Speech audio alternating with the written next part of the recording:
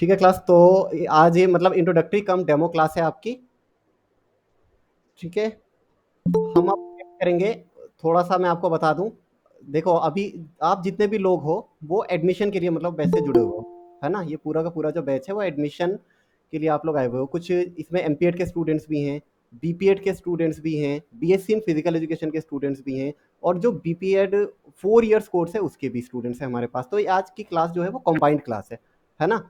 अलग अलग स्टूडेंट्स हैं, कंबाइंड है सेशन होगा आज का। तो हम लोग क्या करेंगे देखिए, अ, जैसे कि डेमो क्लास है तो क्या होता है, डेमो क्लास में भी टीचर आपको पढ़ाते हैं। तो क्योंकि आपकी जो क्लासेस है वो मैं लूंगा और अंकित सर लेंगे, मेन जो आपकी क्लासेस होंगी।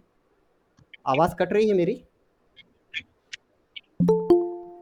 मेन जो आपकी क्लासेस होंगी वो मैं और जी। अंकित सर ही लेंगे, है ना। तो भाई मेरा तो आप देख ही चुके हो कि मतलब यूट्यूब पर वीडियोस काफ़ी हैं, तो मुझे नहीं लगता क्योंकि बहुत ज़्यादा ज़रूरत है कि मैं आपकी अलग से एक डेमो सेशन लूँ। बाकी आज की जो आपकी मेन क्लास है वो अंकित सर लेंगे, है ना। मेन क्लास जो है वो अंकित सर लेंगे आपकी। और मैं थोड़ा सा सिलेबस के बारे में, कैसे कैसे हम आगे प्रोसीड करेंगे बैच में, किस तरीके से कवर करेंगे सिलेबस को, ये सारी चीज़ें थोड़ा सा डिस्कस करूंगा स्टार्टिंग के 15 to 20 मिनट्स। थोड़ा मैं आपको बता रहा हूँ, उसके बाद अंकित सर आपकी क्लास लेंगे, कंबाइंड एक क्लास होगी। ठीक है, तो ये चीज़ हो गई है। बाकी आपको कुछ पूछना हो तो क्लास में पूछ सकते हैं आप लोग, कोई डाउट हो, कोई चीज़ पूछना हो। कई लोग हो जो मेरे पास बहुत सारे इतने सारे मैसेजेस हैं व्हाट्सएप पे, कई लोगों का मैंने रिप्लाई भी किया है, कुछ लोगों के इंस्टाग्राम पे भी है, लेकिन बहुत सारे अनआंसर्ड क्वेश्चंस भी होंगे कुछ लोगों के। तो मैंने बोला था कि ठीक है, जब डेमो क्लास होगी तो एक साथ ही पूछ लेना, क्योंकि एक ही क्वेश्चन बार बार जब स्टूडेंट पूछते हैं तो अभी पूछ सकते हैं आप लोग क्वेश्चन भी। ठीक है ना, अभी किसी को कुछ पूछना हो तो पूछ भी सकते हो आप लोग, इससे पहले कि हम आगे बढ़ें। एक दो क्वेश्चन ले लेते हैं हम, अगर कुछ पूछना हो अलग से पूछ लेते हैं। चलो ठीक है, तो आगे बढ़ते हैं हम लोग। अब हेलो। मैं, हाँ विनय, कुछ हेलो। पूछना है आपको। जी सर, जैसे कि मैं जानना चाहता था कि ये जो अभी कंबाइंड क्लासेस हो रही है, ये डेली बेसिस पे अलग अलग होंगी ना सर? डेली बेसिस पे अलग अलग होंगी। देखो हमारे जो है वो 3 बैचेस होंगे। 1 मिनट क्लास में एक चीज़ बताना चाहूँगा, जिन लोगों ने अपने वीडियो ऑन कर रखा है वो एक बार अपना स्क्रीन ऑफ कर दें। स्क्रीन ऑफ कर दें इससे, हाँ, वीडियो ऑफ कर दें, उससे क्या होता है। कामिल बॉक्सर आप भी ऑफ कर दीजिए अपना। जब क्लास चल रही होती है ना, कई लोग अलग अलग एरिया से जुड़े हुए हैं, कोई मेट्रो सिटी में रह रहा है, कोई किसी, माइक भी सभी लोग ऑफ कर दें अभी। दीपांशु खत्री माइक ऑफ कर दीजिए अपना आप। देखिए जब हम ऑनलाइन क्लास लेते हैं ना तो हमारी कुछ लिमिटेशंस होती हैं। लिमिटेशन क्या होती हैं, कुछ लोग किसी अर्बन एरिया से जुड़े हुए हैं, कुछ सेमी अर्बन एरिया से जुड़े हुए हैं, कोई किसी रिमोट एरिया से जुड़ा हुआ है, तो अलग अलग एरिया में नेटवर्क अलग अलग तरीके का आ रहा है। जब हम वीडियो ऑन करते हैं ना तो थोड़ा सा स्ट्रीमिंग में कई बार प्रॉब्लम आती है। तो अगर स्ट्रीमिंग स्मूथ चल रही है तो ठीक है, अगर स्मूथ नहीं चल रही है तो ऑनलाइन क्लासेस में बेटर होता है कि भाई हम अपनी जो वीडियो है, जो कैमरा है उसको ऑफ कर दें, है ना। जब ज़रूरत हो तो ऑन भी कर सकते हैं तब, तो कोई वैसी बात नहीं है, बस ताकि स्ट्रीमिंग स्मूथ चले हमारी, इसकी वजह से मैं बोल रहा हूँ कि आप अपने वो जो कैमरा है उसको ऑफ ही रखें अभी के लिए, है ना। बाद में जब हम क्लासेस लेंगे, कहीं रिक्वायरमेंट होगी तो ठीक है, वहाँ कर सकते हैं।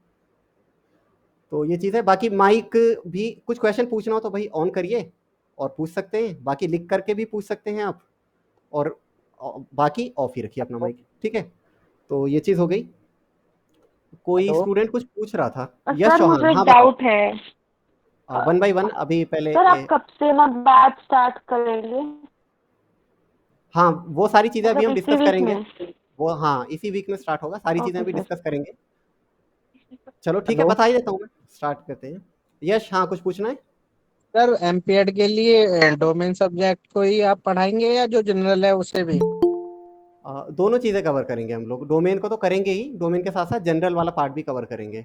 लास्ट ईयर का जो बैच था हमने सिर्फ डोमेन को कवर किया था, लेकिन इस सर साल हम मैं बी पूरा का पूरा कवर करेंगे, सर मैं है ना। बीएससी फिजिकल एजुकेशन का स्टूडेंट हूँ। हम्म। तो सर अभी मैं ये सोच रहा हूँ कि मुझे क्या करना है, एमपीएड या बीपीएड? ये क्लियर नहीं है। नहीं देखो, दो चीज़ हैं, जो बीएससी वाले स्टूडेंट्स हैं उनके पास ऑप्शन है, वो चाहें तो एमपीएड भी कर लें, चाहें तो वो बीपीएड भी कर लें, दोनों ऑप्शन उनके पास खुले हुए हैं, है ना। तो देखो अगर हायर एजुकेशन में अपना करियर को देख रहे हो तो मैं कहूँगा कि भाई एमपीएड करो, 2 साल अपना बीपीएड में वेस्ट मत करो। ठीक है, और अगर हायर एजुकेशन में अपना करियर नहीं देख रहे हो और मतलब टीजीटी पीजीटी को भी अपने उसमें रखना चाहते हो, खास तौर से टीजीटी को अपने ऑप्शन में रखना चाहते हो, तो भाई बीपीएड भी करो, है ना, उसके बाद एमपीएड सर करो। इससे भी तुम्हारा एक प्रोफाइल भी अच्छा हो जाएगा, साथ में बीपीएड भी लिखा होगा बीएससी के साथ। और दूसरा, कुछ जगह मतलब बीएससी को नहीं मानते वैलिड, हालांकि मोस्टली जगह मान रहे हैं, सेंट्रल गवर्नमेंट की उसमें तो मानते ही हैं, और बाकी मोस्टली स्टेट्स भी मानते हैं, कुछ जगह नहीं मानते, सिर्फ बीपीएड ही मानते हैं, तो वहाँ थोड़ा सा सर प्रॉब्लम आ सकती है। हेलो सर, मेरे को सीनियर्स है हाँ जिन्होंने बीएससी फिजिकल एजुकेशन की है, और सर उन्होंने जो ना एक ही बार में दो डिफरेंट डिफरेंट यूनिवर्सिटी से बीपीएड और एमपीएड परस्यू किया है एक ही बार में, मतलब 2 साल में दोनों ही कोर्स। हम्म, हम्म, तो सर जब टीजीटी की वैकेंसी आती है तो बीपीएड का वो यूज कर लेते हैं, पीजीटी की आती है तो एमपीएड का कर लेते हैं, या नेट के लिए भी एमपीएड का।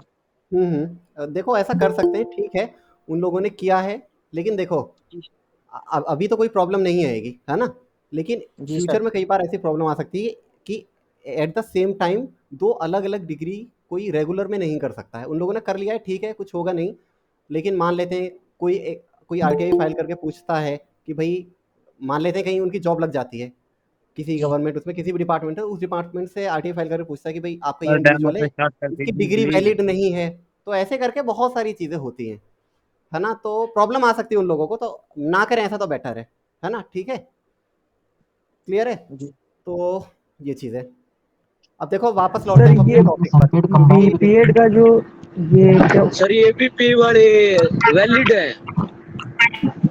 हाँ देखो, ये एक बड़ा वैसा टॉपिक है, बीपीएस वाले भी वैलिड है, ठीक है, ये मतलब इस पर हम डिस्कशन करेंगे तो बहुत ज़्यादा समय हो जाएगा। बीपीएस सर वाले भी डेमो वैलिड स्टार्ट है, कीजिए। आज जो बीपीएड और हमारा, एमपीएड दोनों कर सकते हैं ना, हाँ कुछ बिल्कुल भी। डेमो बिल्कुल कर सकते हैं, है ना। आज जो हमारा देखो क्लास का जो मेन पर्पस है वो क्या है कि हम थोड़ा सा आपकी मेन क्लास लें, है ना, बाकी किस तरीके से हम प्रोसीड करने वाले हैं आगे क्लास में, क्या क्या चीज़ें कैसे कैसे पढ़ेंगे, कैसे कैसे सिलेबस को कवर करेंगे, वो चीज़ मैं आपको एक बार थोड़ा सा बता देता हूँ, है ना। बाकी आगे की क्लासेस में हम लोग डिस्कशन करते रहेंगे इन चीज़ों पर। यूट्यूब पर भी मेरी काफ़ी वीडियोज़ हैं, तो एक बार वो भी देख लो, वहाँ से भी बहुत सारे डाउट्स क्लियर होंगे बीपीईएस को लेकर के भी, है ना, तो वहाँ भी देख सकते हो। बाकी आगे सर देखते हैं, ये तो जो और 4 ईयर इंटीग्रेटेड कोर्स है सर, इसको ग्रेजुएशन की वैल्यूएशन मिलेगी या नहीं सर? बिल्कुल मिलेगी, बिल्कुल मिलेगी, इक्विवेलेंट है। सर सर क्या बीए वाले सर एमपेड और बीपेड कर सकते हैं सर? दोनों में से एक कोई कर सकते हैं या only for BPEd? BA honours in physical education वाले कर सकते हैं, वो भी सिर्फ कुछ जगह, है ना। तो इन सब चीज़ों पे देखो, मैं अलग से वीडियो वैसे मैंने बना रखी है, फिर भी बना दूंगा मैं, बहुत सारे ऐसे क्वेश्चन पूछते हैं बहुत सारे स्टूडेंट्स, तो काफ़ी टाइम हो जाता है। चलो ठीक है, वापस आते हैं हम अपने टॉपिक पर। मैं एक बार आपको दिखा देता हूँ भाई, सिलेबस आपका क्या है, मैं स्क्रीन शेयर कर देता हूँ, है ना, और हम उसे कैसे कवर करने वाले हैं। वैसे तो सिलेबस आप लोग देख चुके हो ऑलरेडी, मैं टेलीग्राम पर उसको शेयर कर चुका हूँ, और यूट्यूब पर भी अलग से मैंने वीडियो बना दी है। तो क्लास एक बार बताइए, स्क्रीन आप सभी लोगों को विजिबल है क्या, मतलब मैंने स्क्रीन यस शेयर कर, यस ठीक है। तो पहले एमपीएड का एक बार सिलेबस देख लेते हैं, सभी को दिख रहा है ना एमपीएड का सिलेबस जो हम कवर करने वाले हैं अपने एंट्रेंस के बैच में, यस सर। दिख रहा है, चलो ठीक है। यस अब सर। देखो हाँ ठीक है, ठीक है, एमपीएड के सिलेबस में जो है वो टोटल 14 यूनिट्स हैं। एक बार मैं स्क्रॉल नीचे करके दिखा देता हूँ, टोटल ये 14 यूनिट्स हैं। इन 14 यूनिट्स को हम सिलेबस के अंदर कवर करेंगे। कैसे कवर करेंगे, 75 मार्क्स का आपका सिलेबस हो गया एमपीएड का। पहले तो हम क्या करेंगे, इस वाले सिलेबस को, चलो ठीक है, इस पूरे को हमने कवर करना है।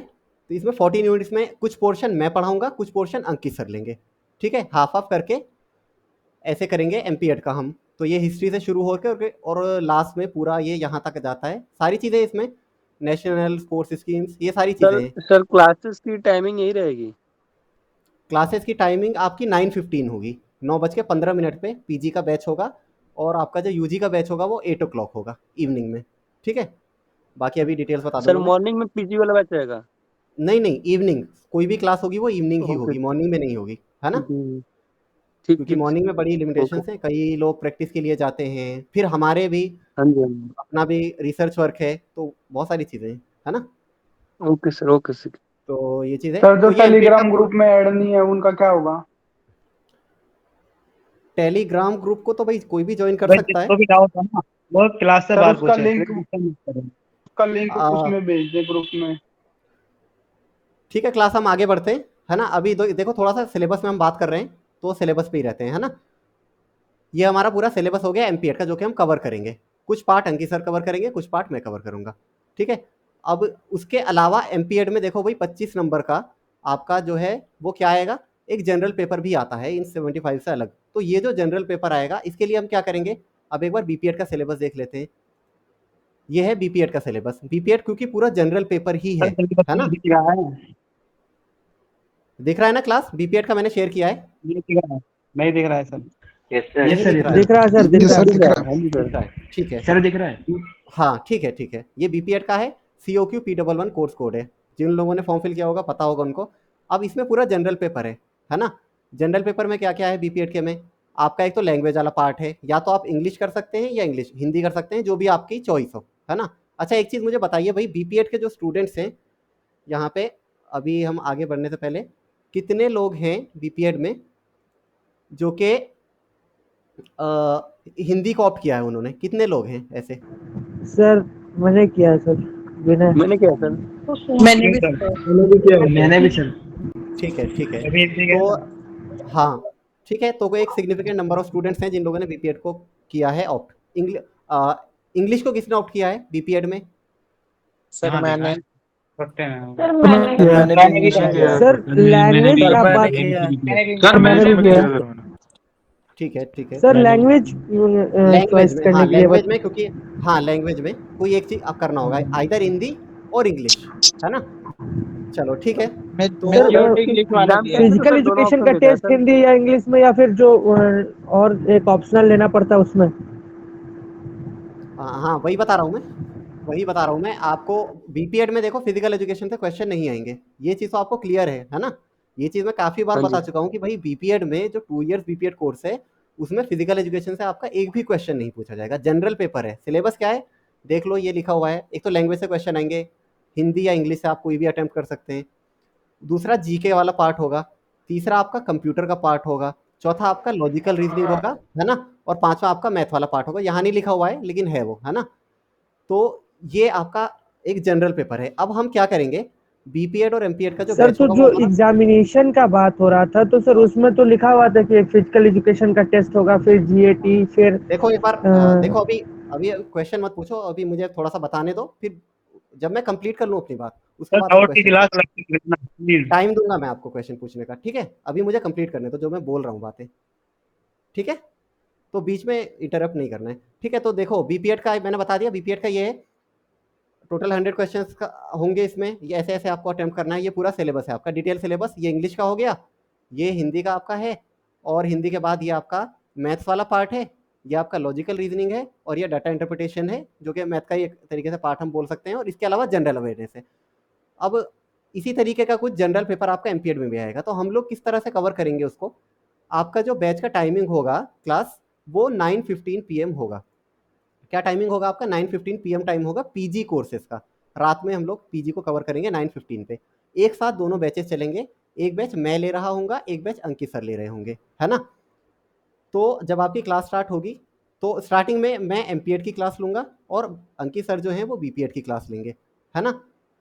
बीपीएड का मैंने बता दिया है सिलेबस क्या है, आपको पता है। अब बीपीएड के सिलेबस में जो कंप्यूटर वाला पार्ट है उससे हम शुरू करेंगे बीपीएड में, जो कि आपका अंकित सर स्टार्ट करेंगे, और अंकित सर ही कंप्यूटर का पार्ट आपका पूरा कवर कराएंगे, है ना। और एमपीएड में आधा मैं कराऊंगा, आधा अंकित सर कराएंगे। तो स्टार्टिंग एमपीएड की क्लास की मैं लूंगा, सेम टाइम दोनों बैच चल रहे होंगे, ठीक है, 9:15 पे सेम टाइम। अब एमपीएड वालों को क्या करना है, एमपीएड वाले जो स्टूडेंट्स हैं, जो हमारी क्लास की रिकॉर्डिंग होगी ना वो नेक्स्ट डे आपको मिल जाएगी। तो जनरल पेपर को कवर करने के लिए आप क्लास की रिकॉर्डिंग नेक्स्ट डे देख सकते हैं एमपीएड वाले, या कभी कभी आप चाहें तो भाई ज्वाइन भी कर सकते हैं बीपीएड वाली क्लास, कोई दिक्कत नहीं है ना। तो इस तरीके से एमपीएड वाले अपने जनरल पेपर को कवर कर सकते हैं, ठीक है। ये हो गया पीजी कोर्सेज का, जो कि मैंने आपको बताया है कि पीजी हम इस तरीके से कवर करेंगे, पीजी का पूरा पार्ट आपका। बीपीएड में भी आधा पोर्शन मैं कवर करूंगा, आधा अंकित सर कवर करेंगे, और कुछ रिमेनिंग पार्ट आपके कुछ गेस्ट लेक्चर्स होंगे, वो कुछ गेस्ट फैकल्टीज होंगी तो वो कवर करेंगे, सर ठीक है। रिकॉर्डेड क्लास मिलेंगी कहाँ? हाँ रिकॉर्डेड क्लास आपको मिल जाएंगी अलग से मतलब यूट्यूब पे ही आप लोग देख पाएंगे। एक दूसरा चैनल होगा, है ना, जो पीई होम नाम से चैनल है, ये नहीं होगा, एक अलग चैनल होगा, वो प्राइवेट चैनल है अलग। तो वहाँ पे मिल जाएंगे आपको क्लासेस जब आप ज्वाइन करेंगे, ठीक है। तो आपको लिंक शेयर कर दिया जाएगा। और एक चीज़ और मैं आपको बता दूं, भाई देखो, जो रिकॉर्डेड क्लास के लिंक हैं वो सारी चीज़ें हों, चाहे आपको जो स्टडी मटेरियल हम लोग प्रोवाइड कराएंगे, है ना, जो भी चीज़ हम क्लास ले रहे हैं तो उसका जो स्टडी मटेरियल हम प्रोवाइड कराएंगे वो मैं मतलब सोच रहा हूँ कि भाई उसको टेलीग्राम पे प्रोवाइड कराया जाए बजाय इसके कि व्हाट्सएप ग्रुप में। लास्ट ईयर क्या हुआ था, लास्ट ईयर व्हाट्सएप ग्रुप पे प्रोवाइड करा रहे थे, लेकिन फिर उससे क्या होता था, कुछ स्टूडेंट आज 2 दिन बाद ज्वाइन हो रहे हैं तो पिछला देख नहीं सकते हैं, कुछ 4 दिन बाद ज्वाइन हो रहे हैं तो वो नहीं देख सकते हैं। व्हाट्सएप की एक लिमिटेशन है ना। तो एक अलग से प्राइवेट टेलीग्राम ग्रुप बनाया जाएगा और वहाँ पर आपको प्रोवाइड करा दिया जाएगा जो भी स्टडी मटेरियल होगा। और एक चीज़ और है भाई स्टडी मटेरियल के बारे में, कि स्टडी मटेरियल हम जहाँ जहाँ रिक्वायरमेंट होगी वहाँ प्रोवाइड कराएंगे, है ना। लेकिन बहुत सारे ऐसे टॉपिक्स होते हैं जहाँ पे स्टडी मटेरियल का कोई मतलब खास सिग्निफिकेंस है नहीं, वो काम भी नहीं आएंगे आपके। अब जैसे मैथमेटिक्स का पार्ट है, अब आप ये एक्सपेक्ट करें कि मैथमेटिक्स का आपको पूरा एक प्रॉपर स्टडी मटेरियल प्रोवाइड कराया जाए अलग से, तो उसमें ज़्यादा प्रैक्टिस सेशंस होंगे आपके, है ना। मैथमेटिक्स में ज़्यादा प्रैक्टिस सेशंस होंगे। रीजनिंग का पार्ट है तो रीजनिंग में ज़्यादा प्रैक्टिस सेशंस होंगे, या कुछ बहुत सारे फिजिकल एजुकेशन के भी कुछ टॉपिक्स हैं। तो जहाँ जहाँ हमें लगता है कि भाई यहाँ आपको ज़रूरत है कि हम मटेरियल पूरा एग्जैक्ट प्रोवाइड कराएं तो वहाँ प्रोवाइड कराया जाएगा आपको। जहाँ लगता है कि ये चीज़ हम लिखवा के आपको कराएंगे, क्योंकि बहुत सारी चीज़ें क्या होती हैं, लर्निंग से हम सीखते हैं, लर्निंग बाय डूइंग होता है ना। तो हम जब खुद करते हैं कुछ चीज़ को, जैसे नोट डाउन कर रहे हैं, तो वो चीज़ हमें ज़्यादा याद रहती है। तो आपको बाकायदा चीज़ों को नोट डाउन कराया जाएगा, मतलब जैसा भी डिपेंडिंग अपॉन टॉपिक सर जो रिक्वायरमेंट सर होती है वैसे आपको एमपीएड कराया के जाएगा। लिए डोमेन सब्जेक्ट की रिकॉर्डेड क्लास मिलेगी कहीं बाद में? हाँ, मिलेगी, एमपीएड के लिए भी मिलेगी, जी बीपीएड सर। के लिए भी मिलेगी, बीएससी के लिए भी मिलेगी, रिकॉर्डेड क्लास आपको मिलेंगी। लास्ट ईयर भी हम लोगों ने प्रोवाइड कराई थी, तो वो आपको नेक्स्ट डे मिल सकती हैं या क्लास के जस्ट बाद भी मिल सकती हैं, है ना। मतलब ऐसा नहीं है कि क्लास के जस्ट बाद मिल ही जाएंगी, वो नेक्स्ट डे भी हो सकता है ना। तो रिकॉर्डेड क्लास थोड़ा लेट मिल सकती है, वो चीज़ है रिकॉर्डेड क्लास की, ठीक है। तो इतना क्लियर हो गया। अब एक बार थोड़ा सा हम सीयूईटी बीपीएड का यूजी ग्रुप का भी बना देख चुके लेते हैं हैं। क्या? हाँ, बीपीएड एमपीएड दोनों का ग्रुप बन गया है अलग अलग। सीयूईटी यूजी का अलग ग्रुप है और सीयूईटी पीजी का अलग व्हाट्सएप ग्रुप है, ठीक है। सर मुझे भी ऐड होना है तो कैसे कैसे हो? ठीक है, अभी आप ज्वाइन कर सकते हो, ठीक है ना। तो क्लास ये सर सीयूईटी मुझे पीजी की ग्रुप मैंने में ऐड बात कर होना है। ली। हाँ ठीक है, ज्वाइन कर सकते हो। एक बार क्लास के बाद मुझे व्हाट्सएप पे हाई करके भेज देना, मैं डिटेल्स भेज दूंगा, ज्वाइन कर लेना उसके बाद, ओके ठीक है। ओके। ठीक है, सर तो नंबर भी नहीं पता मुझे। वो यूट्यूब पे मिल जाएगा आपको, ठीक है ना। यूट्यूब पे मिल जाएगा तो वहाँ से देख लेना एक बार, या किसी से भी पूछ लेना, कोई भी बता देगा, यूट्यूब पे भी इजीली मिल जाएगा, ठीक है। सर तो आप ये मैंने टैली करा आपको देते एक बार। सीयूईटी पीजी का बताया है ना क्लास, क्या बोल रहे हो? ठीक है, देखो ये मैंने आपको सीयूईटी पीजी के बारे में बता दिया। अब सीयूईटी यूजी की बात कर लेते हैं, क्योंकि हमारे बैच में सीयूईटी यूजी के भी स्टूडेंट्स हैं। सीयूईटी यूजी में क्या क्या कोर्स है, एक तो 4 इयर्स बीपीएड कोर्स है एलएनआईपी का, और दूसरा BSc in physical education course है जो कि आईजीआईपीएस कॉलेज में है, जो कि एफिलिएटेड है दिल्ली यूनिवर्सिटी से, ठीक है। अब इसका एक बार देख लेते हैं। हाँ, ये देख सकते हैं। अच्छा, सीयूईटी यूजी के कितने स्टूडेंट्स हैं क्लास में, एक बार थोड़ा सा बताएं। सर मैं हूँ। एक अभी हूँ और, सर मैं भी हूँ। ठीक है, मैं भी हूँ। ठीक है, ठीक है, ठीक है, चलो। तो ये है सीयूईटी यूजी का सिलेबस।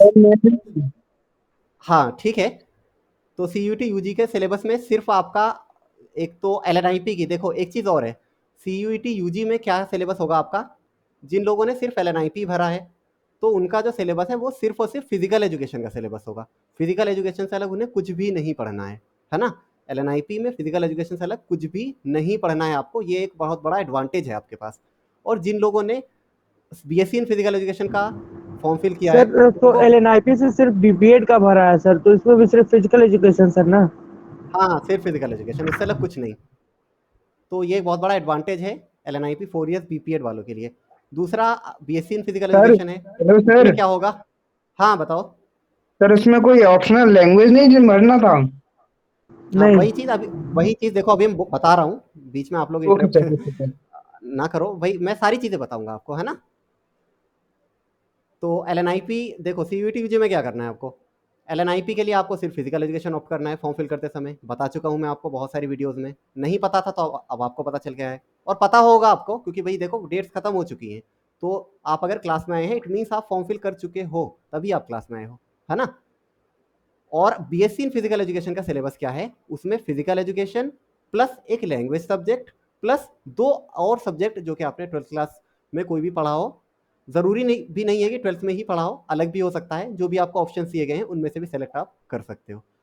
तो हम लोग क्या करेंगे, जो आपका फिजिकल एजुकेशन का पार्ट है, डोमेन है, जो आपका सब्जेक्ट है फिजिकल एजुकेशन, जिसमें आपका LNIP तो कवर हो ही जाएगा, साथ में जो IGI-PES का BSc इन फिजिकल एजुकेशन है उसका फिजिकल एजुकेशन वाला पार्ट आपका कवर हो जाएगा। तो वो चीज़ हम लोग कराएंगे इसमें, डोमेन पार्ट।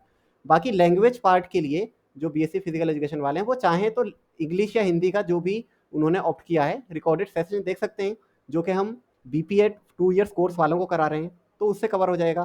बाकी जो अदर 2 सब्जेक्ट्स हैं वो तो आपको खुद से कवर करने होंगे, CUET UG वाले, ठीक है, क्योंकि वो इतने सारे, एक लंबी लिस्ट है।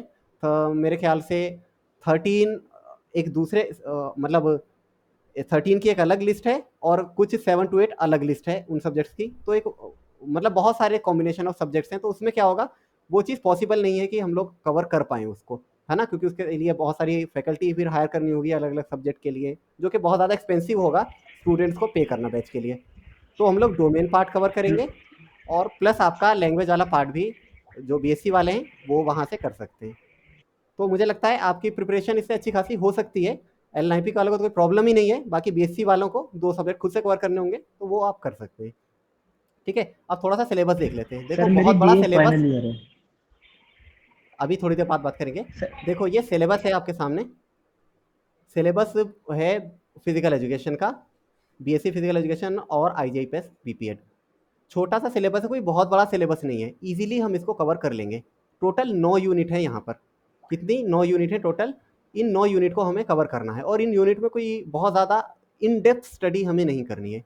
जितनी आपके UG लेवल पे रिक्वायरमेंट है उतना ही हम स्टडी करेंगे और एग्ज़ाम ओरिएंटेड ही हम चीज़ों को पढ़ेंगे क्लास के अंदर, है ना। चाहे वो BPEd हो, MPEd हो या BSc हो या 4 ईयर्स BPEd हो, हम लोग क्लास में एग्ज़ाम ओरिएंटेड चीज़ें ही पढ़ेंगे, कुछ एक्स्ट्रा नहीं पढ़ेंगे, है ना। तो ये चीज़ हो गई। अब ये BSc फिजिकल एजुकेशन का सिलेबस हो गया, आपको यहाँ तक क्लियर होगी सारी चीज़ें। BPEd MPEd का मैंने बता दिया।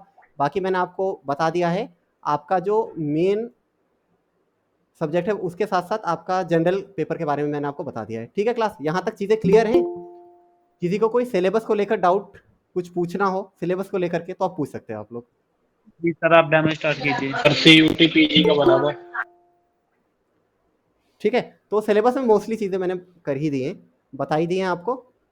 अब कितना टाइम हो गया? हिंदी और इंग्लिश में जो चॉइस था उसको एक बार रिपीट कर दीजिए। हिंदी और इंग्लिश में जो चॉइस था, देखो कोई भी एक चीज़ आपको करनी होगी, आइदर हिंदी और इंग्लिश, MPEd में भी और BPEd में भी, है ना। तो आपका आपके जो सेशंस होंगे, आधा मैं लूँगा आधा अंकित से लेंगे। तो आप MPEd के हैं तो रिकॉर्डेड सेशन देख सकते हैं, और अगर आप BPEd के हैं तो आप तो लाइव क्लास में ज्वाइन करके लेंगे ही, वो तो आपका पार्ट ही है मेन कोर्स का, है ना। सर डेमो तो ये स्टार्ट कर दीजिए प्लीज। ठीक है सर मेरा सर MU के लिए क्या है उसका कुछ बता दीजिए सिलेबस का। हाँ AMU बच गया है, उस पर भी मुझे बात करनी थी अभी। देखो AMU का जो सिलेबस है, एक मिनट रुको, मैं AMU का सिलेबस आपको दिखा देता हूँ। AMU का BPEd, अच्छा कोई ऐसा स्टूडेंट है क्या जिसने AMU का MPEd का फॉर्म फिल किया हो? जी सर मैंने किया है। जिससे मैंने भी किया है। सर मैं AMU से BPEd कर रहा हूँ। अच्छा AMU से ही आप BPEd कर रहे हो, ठीक है ठीक है। देखो अभी हमारे पास जो एंट्री आई है स्टूडेंट्स की, जिन लोगों ने रजिस्ट्रेशन कराया है, जो एनरोल्ड हैं, तो AMU के BPEd के लिए एक स्टूडेंट ने शायद कराया है। तो लेकिन AMU का BPEd का सिलेबस है, एक बार देख लेते हैं, दिखा देता हूँ मैं आपको। AMU का BPEd का जो सिलेबस है, ये भी देखो बहुत ज़्यादा बड़ा नहीं है, छोटा सा सिलेबस है। हम भी AMU BPEd फॉर्म फिल किए। ठीक है, तो इसमें छोटा सा सिलेबस है। देखो कितनी यूनिट है टोटल सिलेबस के अंदर, टोटल 7 यूनिट है, और उसके अलावा बाकी आपका फिजिकल वगैरह है। तो 7 यूनिट बहुत ज़्यादा नहीं है, छोटा सा है। अब जो AMU के BPEd वाले स्टूडेंट है, क्योंकि इसमें आपका डोमेन सब्जेक्ट पूछा जा रहा है ना, तो आप लोग क्या करेंगे, आप लोग MPEd का बैच ज्वाइन कर सकते हैं, है ना। MPEd का, क्योंकि देखो फर्स्ट यूनिट MPEd की भी यही है, जो इसमें हिस्ट्री ऑफ फिजिकल एजुकेशन है, फर्स्ट यूनिट यही है। बॉडी सिस्टम 7th या 6th यूनिट में है ये वाला पार्ट। इस तरीके से न्यूट्रिशन वाला पार्ट भी आपका 6th यूनिट में है मेरे ख्याल से। तो एमपीएड में हम क्या करते हैं, थोड़ा सा ज़्यादा डीप में घुस जाएंगे। जो एएमयू का बीपीएड का लेवल है उसमें इतना ज़्यादा डीप में घुसने की ज़रूरत नहीं है, पर हाँ सिलेबस मोर और लेस वही है जो कि सीयूईटी पीजी में एमपीएड का है ना। तो सिलेबस आपका पूरा ऑलमोस्ट वही चीज़ें हैं इसके अंदर। आप पूरा एक बार देख सकते हैं सिलेबस को, सिलेबस आपके पास होगा ही। टेलीग्राम पे मैं सारे सिलेबस शेयर कर दूंगा जो मैंने अभी तक नहीं किया है, बाकी व्हाट्सएप ग्रुप में भी शेयर कर दूंगा। जो लोग ज्वाइन हो गए हैं तो वो वहाँ से भी ले सकते हैं। और ये बीपीएड का सिलेबस हो गया। टेलीग्राम लिंक भी भेज देना। हाँ ठीक है, भेज दूंगा मैं। टेलीग्राम चैनल का नाम क्या है सर? पीई होम नाम से कर सकते हो। पीई होम जैसे ही टाइप करोगे तो टेलीग्राम पे एकदम शो हो जाएगा, वो सिंपल है ना। ठीक है, तो ये बीपीएड का हो गया। बीपीएड वाले एमपीएड का बैच ज्वाइन कर सकते हैं, और एमपीएड वाले तो एमपीएड का कर ही सकते हैं। एमपीएड का तो सिलेबस हर जगह सेम ही है ना। और बीपीएड में एक इंग्लिश का पार्ट भी आता है, तो इंग्लिश का आप लैंग्वेज वाला पार्ट वो कवर कर सकते हैं, तो वो भी हो जाएगा आपका। ठीक है, तो इस तरीके से हमारा आगे का पूरा क्लासेस होने वाली है। ये मैंने आपको ये चीज़ बता दी है। अब देखो भाई, आधा घंटा मुझे बोलते हुए हो गया है लगातार, है ना। अब मुझे लगता है हमें डेमो क्लास स्टार्ट करनी चाहिए, है ना। अंकित सर, आप सुन पा रहे हैं क्या मुझे? हाँ सर, आ रही है। आवाज़ आ रही है? ठीक है, तो अब देखो आगे की क्लास आपकी अंकित सर लेंगे। ठीक है, तो over to you Ankit sir. मैं एक बार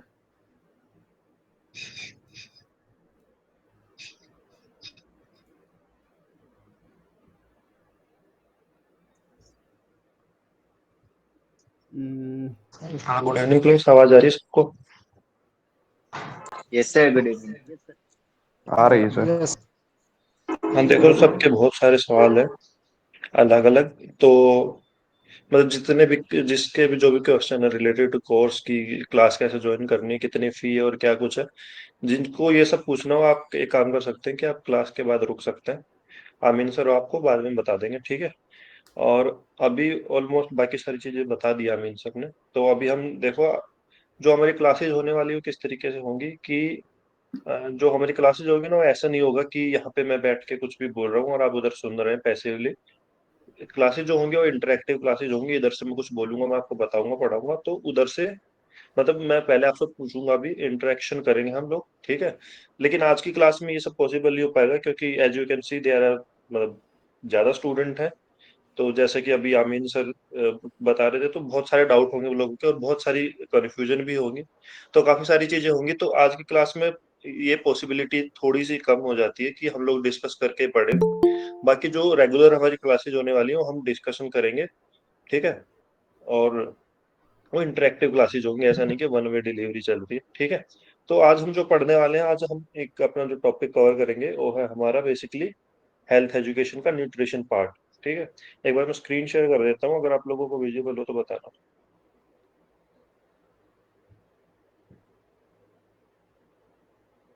देखो स्क्रीन शेयर करिए मैंने, विजिबल है सब लोगों को? Yes sir. ठीक है, ओके। तो देखो आज हम पढ़ने वाले हैं न्यूट्रिशन। न्यूट्रिशन आज हम पढ़ेंगे। अब देखो ये सब लोगों को पता होगा, मतलब सुना होगा सबने कि न्यूट्रिशन क्या होता है। मतलब प्रिसाइज डेफिनेशन ना पता हो, लेकिन ये सबको आइडिया है कि न्यूट्रिशन है क्या, है ना। अगर यही हमारी रेगुलर क्लासेज होती होती तो अभी हम एक एक चीज को डिस्कस करते और इन डिटेल उस चीज को हम पढ़ते। अभी देखो सबको स्क्रीन विजिबल है? Yes sir. Yes sir. Yes sir. Yes sir. हाँ तो देखो, यस सर।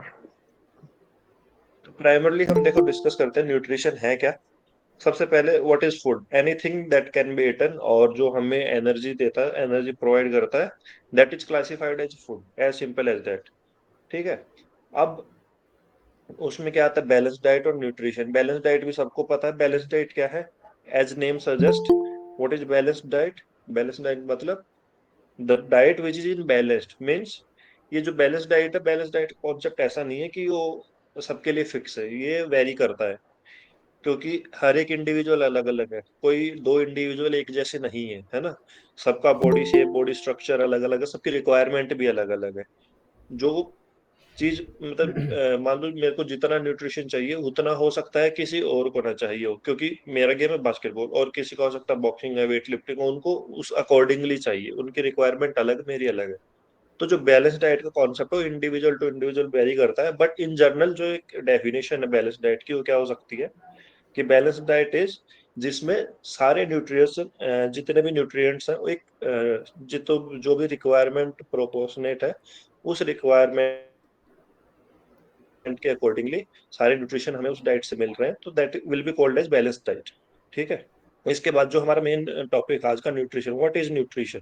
देखो न्यूट्रिशन क्या है, बेसिकली हम सबको पता है न्यूट्रिशन क्या है कि जो हम खाना खा रहे हैं वो खाना किस तरीके से हमारी बॉडी में डाइजेस्ट हो रहा है, डाइजेस्ट होने के बाद वो किस तरीके से बॉडी उसको यूज कर रही है for the purpose of energy generation, किस तरीके से मतलब एनर्जी प्रोवाइड कर रहा है बॉडी में।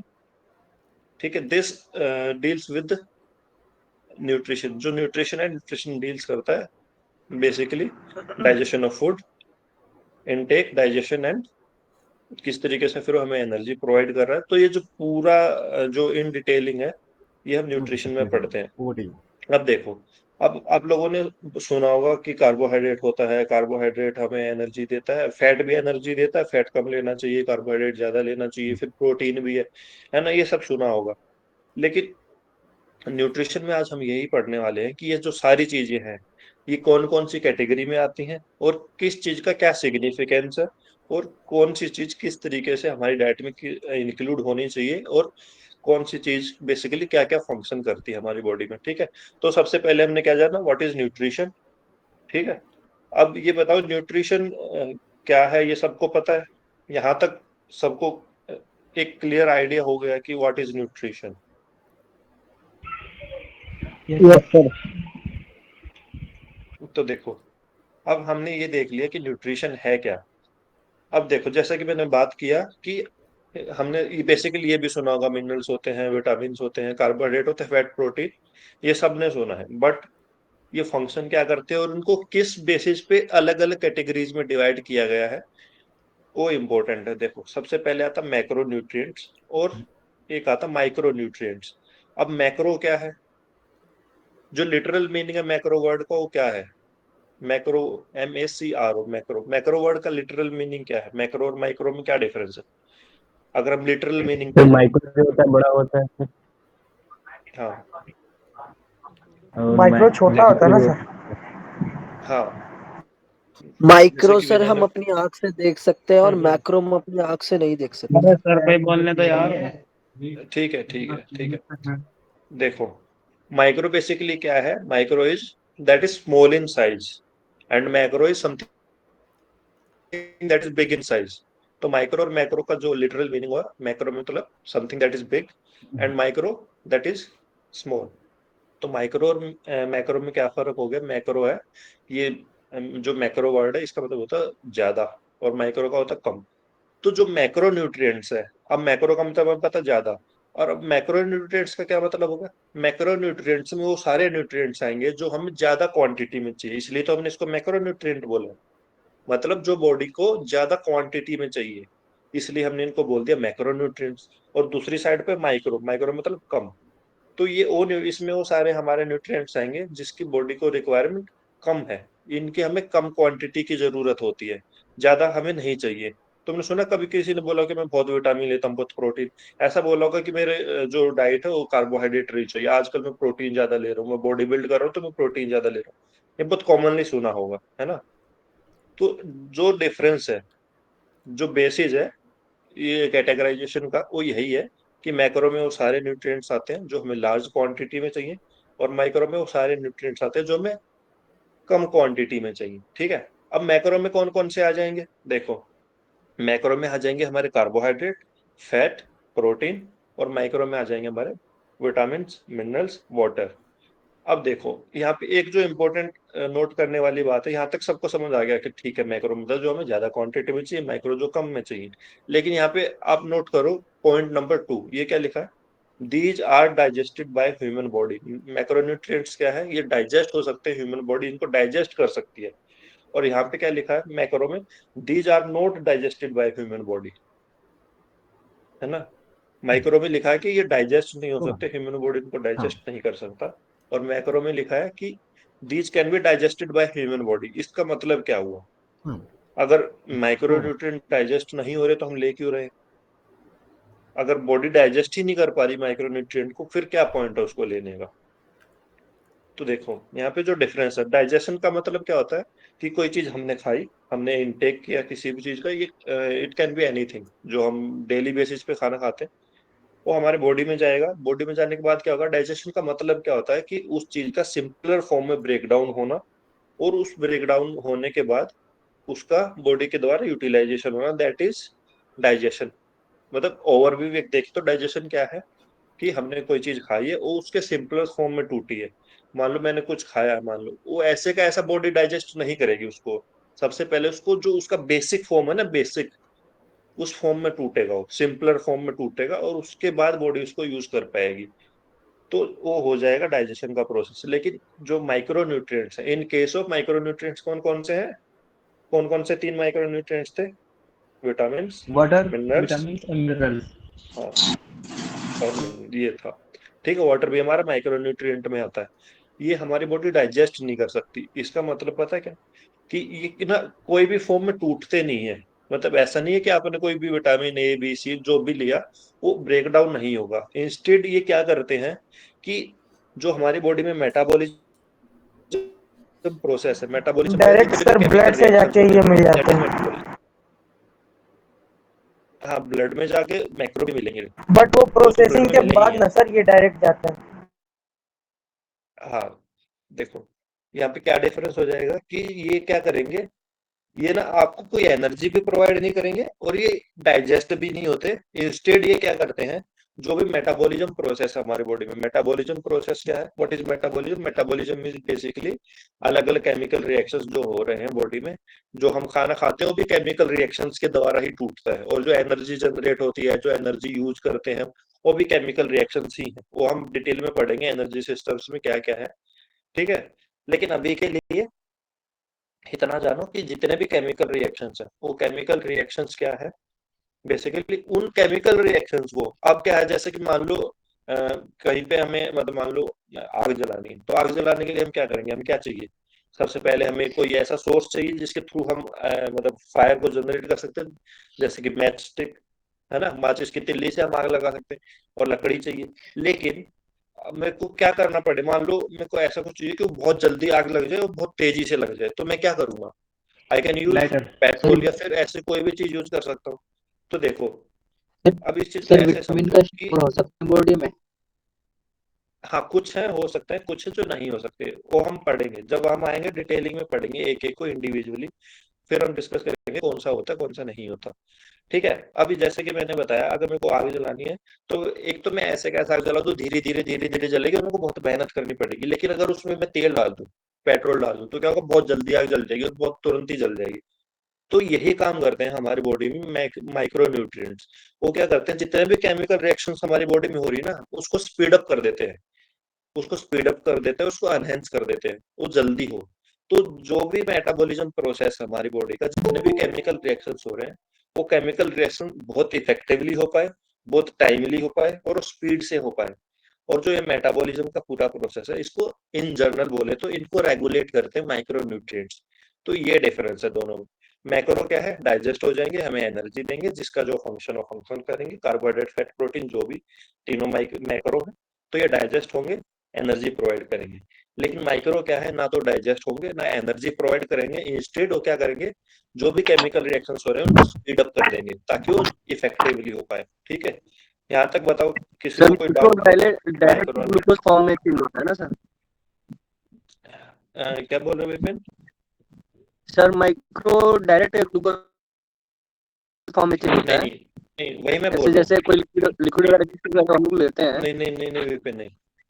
इसमें क्या है ना, जो माइक्रो है, माइक्रो तो ब्रेकडाउन होता ही नहीं। वही तो मैंने बोला कि ये कोई सिंपलर फॉर्म में नहीं टूटते, इनका ब्रेकडाउन नहीं होता। सर ये सिंपलर फॉर्म में इसलिए नहीं टूटते क्योंकि ये पहले से ही सिंपलर फॉर्म में होते हैं ना सर, और इसको डायरेक्ट बॉडी ऑब्जॉर्व करती है।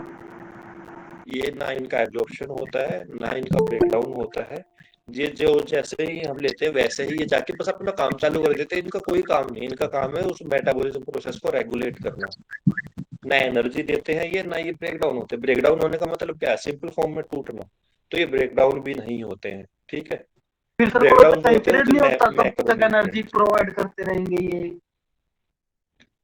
हाँ, टाइम होता है, जब तक वो अवेलेबल होगा तब तक होगा। और बेसिकली हमारी कौन सी टाइप की एक्टिविटी कर रहे हैं, इंटेंसिटी और वो सारी चीजों पर डिपेंड करता है। हम एनर्जी सिस्टम में डिटेल में पढ़ेंगे, ठीक है। अभी हम उस चीज में नहीं जाएंगे। हाँ हाँ